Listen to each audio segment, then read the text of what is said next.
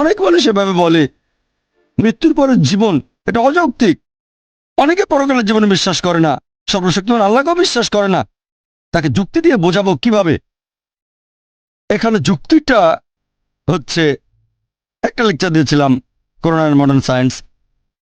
সেখানে বলেছিলাম পবিত্র কোরআনে ৬,০০০-এর বেশি আয়াত আছে, আর তার মধ্যে প্রায় ১,০০০ খানেক আয়াত বলছে বিজ্ঞান সম্পর্কে। আর যেসব আয়াতগুলো বিজ্ঞান সম্পর্কে বলছে, আনুমানিকভাবে তার মধ্যে ৮০% আয়াত এখনকার বিজ্ঞান আমাদের বলছে এগুলো ১০০% সঠিক। বাকি ২০% আয়াত সম্পর্কে এখনো জানতে পারিনি। তার মধ্যে একটা হচ্ছে পরকালের জীবন। বিজ্ঞান এখনো এতটা উন্নত হয়নি যে পরকালের জীবনকে প্রমাণ করে দেখাবে। বিজ্ঞান এখনো বেশ দোজক প্রমাণ করতে পারেনি, জিনের অস্তিত্ব প্রমাণ করতে পারেনি। এরকম ২০% আয়াত এখনো প্রমাণিত হয়নি পবিত্র কোরআনের আয়াত। তাহলে কি অন্ধভাবে পরকালের জীবনে বিশ্বাস করছি? এখন একজন মানুষকে এই পরকালের জীবন সম্পর্কে কিভাবে বোঝাতে পারি? ধরেন একজন লোক পরকালের জীবনে বিশ্বাস করে না, আর সর্বশক্তিমান আল্লাহকেও বিশ্বাস করে না। এখন তাকে বোঝাবো কিভাবে? আমি আপনাদের একটা প্রশ্ন করি যে চুরি করা ভালো না খারাপ? চুরি করা ভালো না খারাপ? খারাপ, সবাই বলবে খারাপ। এবার একটা উদাহরণ দেই। ধরেন আমি একজন স্মাগলার, ধরে নেন আমি স্মাগলার, অনেক ক্ষমতাবান স্মাগলার, আর আমি চোর, পৃথিবীর মধ্যে ১ নাম্বার, সবার সেরা। আর ধরেন আপনারা কেউ পরকালের জীবনে বিশ্বাস করেন না, আল্লাহকে বিশ্বাস করেন না। তাহলে আপনারা আল্লাহকে বিশ্বাস করেন না, পরকালের জীবনে বিশ্বাস করেন না, আর আমি একজন স্মাগলার, সেরা স্মাগলার, খুব বুদ্ধিমান, সবসময় যুক্তি খাটিয়ে কাজ করি। আমি আপনাদের বলছি যে চুরি করা ভালো।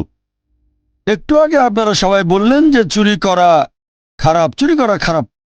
এখন আমাকে অন্তত একটা বৈজ্ঞানিক কারণ দেখান যে চুরি করা খারাপ কেন, তাহলে আমি চুরি করা বন্ধ করব। কেউ কেউ আমাকে মাত্র একটা কারণে দেখাতে পারবেন? অন্যের অধিকার কেড়ে নিচ্ছেন। আপনি অন্যের অধিকার কেড়ে নিচ্ছেন।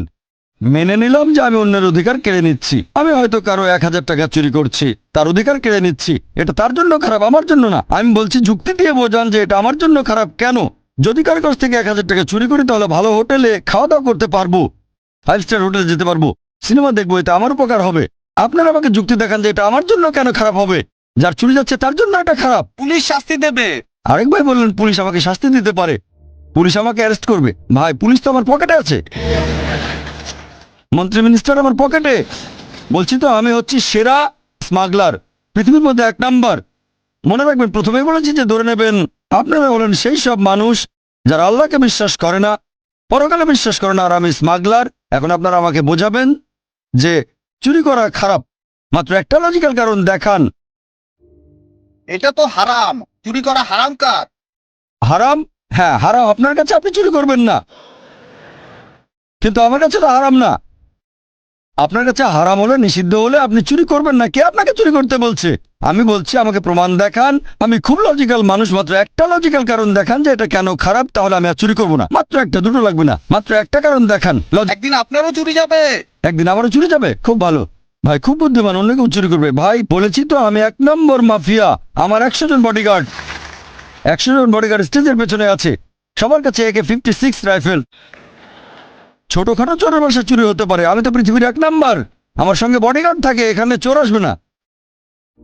আপনি তো আপনার সব সম্পদ নিয়েই মারা যাবেন, কোনো লাভ হবে না।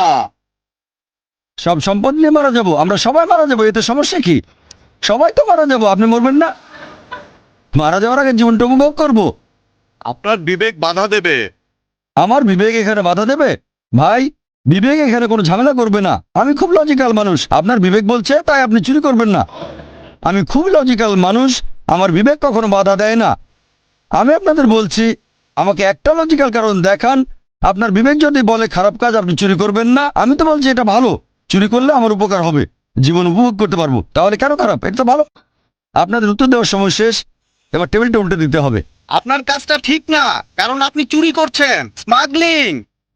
এতে করে সমাজের আচ্ছা ঠিক অনেক আছে, ক্ষতি আপনাদের হচ্ছে। উত্তর দেওয়ার সময় শেষ। অনেক শত্রু তৈরি হবে। আমার শত্রু থাকতে সমস্যা নেই, আমার কেউ ক্ষতি করবে না, আমার আছে বডিগার্ড। আপনাদের উত্তর দেওয়ার সময় শেষ, এবার আমি উত্তরটা বলছি, আপনাদের উত্তরটা বলছি। আমি আগে বলেছিলাম এটা একটা উদাহরণ। ধরেন একজন লোক আপনার কাছে এসে জিজ্ঞেস করলো যে কিভাবে প্রমাণ করবেন ইসলামিক শরিয়া নিখুঁত? এই প্রশ্নটা যদি করা হয় তাহলে এবার টেবিলটা উল্টে দেন। টেবিলটা উল্টে দেন। ধরেন আপনি স্মাগলার, উদাহরণ দিচ্ছি, এটা ধরে নেন আপনি পৃথিবীর 1 নম্বর স্মাগলার আর আমি একজন মুসলিম। আপনাকে বোঝানোর চেষ্টা করছি। আপনি স্মাগলার, আমাকে বললেন প্রমাণ করে দেখান যে চুরি করা খারাপ। বললাম পুলিশ অ্যারেস্ট করবে। আপনি বললেন পুলিশ আমার পকেটে। তারপর বললাম এতে অন্যের ক্ষতি হচ্ছে। আপনি বললেন তাতে আমার কিছু যায় আসে না। বললাম বিবেক দংশন করবে। বললেন আমার বিবেকই নেই, দংশন করবে কে আমাকে? মুসলিম হিসেবে আমি যেটা করব, প্রথমে আমি তার সামনে আল্লাহ তাআলার অস্তিত্ব প্রমাণ করে দেখাবো। এটা করেছি একটা লেকচারে, is the Quran God's word. এখন যদি কেউ এই লেকচারটা is the Quran God's word খোলা মন নিয়ে দেখেন, তাহলে আপনিও মানবেন যে সবচেয়ে ক্ষমতাবান আল্লাহ সুবহানাহু ওয়া তাআলা, সর্বশক্তিমান ঈশ্বর। প্রমাণ করবো পবিত্র কোরআন আর বিজ্ঞান দিয়ে। 1 নম্বর পয়েন্ট। 2 নম্বর পয়েন্ট, সে তখন বলবে আচ্ছা আমি মেনে নিলাম যে ঈশ্বর সর্বশক্তিমান। এখন সে প্রশ্ন করবে ঈশ্বর যদি এমন মহান হন তাহলে শাস্তি দিচ্ছেন না কেন? এটা আবার কোন ধরনের সুবিচার? আল্লাহ পবিত্র কোরআনে বলেছেন, সূরা নিসা অধ্যায় নম্বর 4 আয়াত নম্বর 40, আল্লাহ সুবহানাহু ওয়া তাআলা কারো প্রতি অনুপরিমাণও জুলুম করেন না। তবে কেউ চায় না নিজের প্রতি অবিচার হোক। একজন লোক অন্য কারো মা বা স্ত্রীকে ধর্ষণ করলো, তাকে মৃত্যুদণ্ড দিলে আপনারা বলবেন বর্বর আইন। অবিচার যদি হয় আপনার সাথে, তখন বুঝতে পারবেন যে সুবিচার করতে হবে। সবাই এখানে একমত হবেন যে অবশ্যই সুবিচার করতে হবে।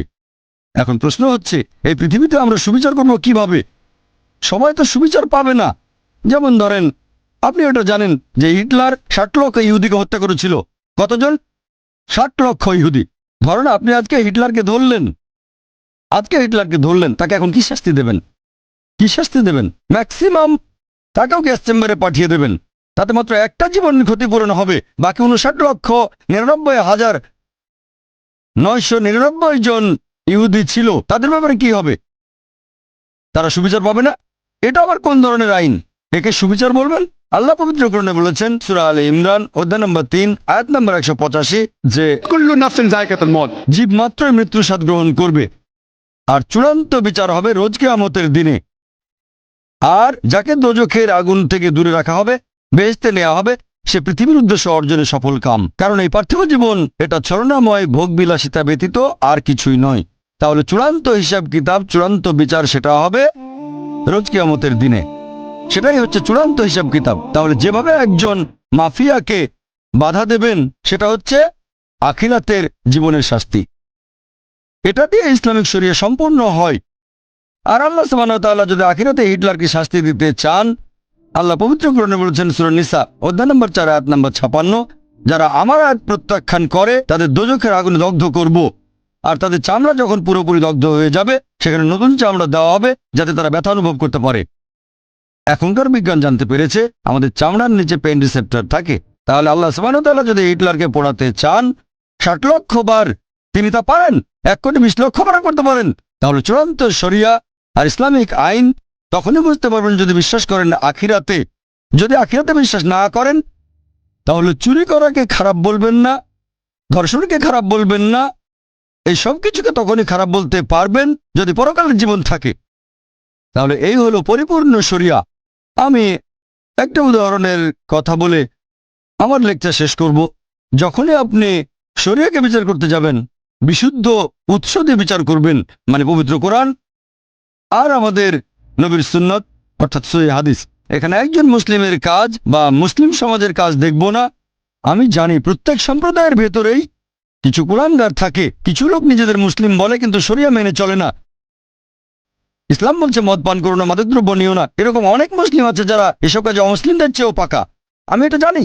এরা হচ্ছে কুলাঙ্গার। প্রত্যেক সম্প্রদায়ে কিছু কুলাঙ্গার থাকে। মিডিয়া এদেরকে এমনভাবে তুলে ধরো যেন এরাই আদর্শ মুসলিম। গতকাল একটা উদাহরণ দিয়েছিলাম, যদি একটা গাড়িকে যাচাই করতে চান আর ড্রাইভার যদি ভালো চালাতে না জানে, হুইলের পেছনে কাঁপাকাঁপি করতে করতে অ্যাক্সিডেন্ট করে বসলো, কাকে দোষ দেবেন? ড্রাইভারকে না গাড়িকে? ড্রাইভারকে। তাই মুসলিমদের দেখে ইসলাম ধর্মকে বিচার করবেন না, ইসলামকে বিচার করবেন কোরআন এবং হাদিস দিয়ে। আরেকটা গাড়ি যাচাই করতে গেলে হুইলের পেছনে আপনি এমন কাউকে বসাবেন যে খুব ভালো ড্রাইভার। তাহলে একজন মানুষের কাজ দেখে ইসলাম ধর্মকে যাচাই করতে চাইলে সবচেয়ে সেরা দৃষ্টান্ত সর্বশেষ ও চূড়ান্ত নবী মুহাম্মদ সাল্লাল্লাহু আলাইহি ওয়াসাল্লাম। ওয়া আখিরু দাওয়ানা আলহামদুলিল্লাহি রাব্বিল আলামিন।